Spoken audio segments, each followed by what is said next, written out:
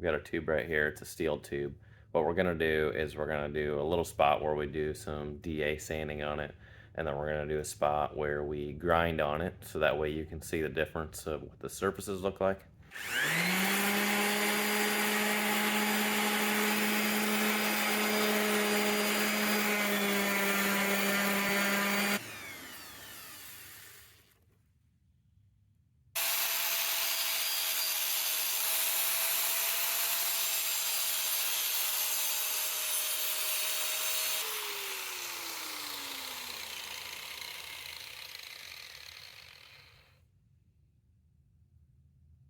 Okay, so now that we did our sanding and we did our grinding, right here is where we're using the DA sander. And so you can see that we've removed some material a little bit. It's shiny. We've essentially sanded the surface a little bit smoother. The surface is relatively uneven because this is the seam of the tubing, so we didn't quite get that because that's deeper down. You come over here, and this is where we were grinding, and this is with the stone disc on the angle grinder.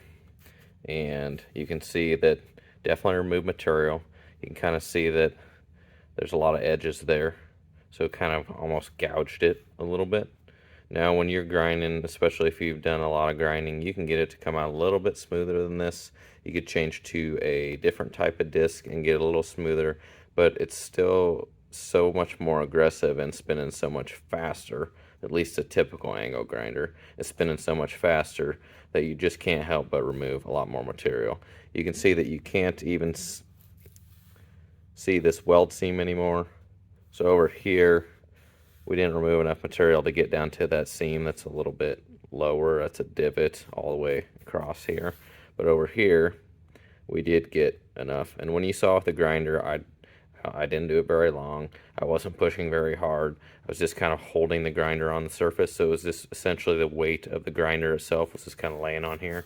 And I just went back and forth a little bit. Over here, I actually sanded for a little bit longer.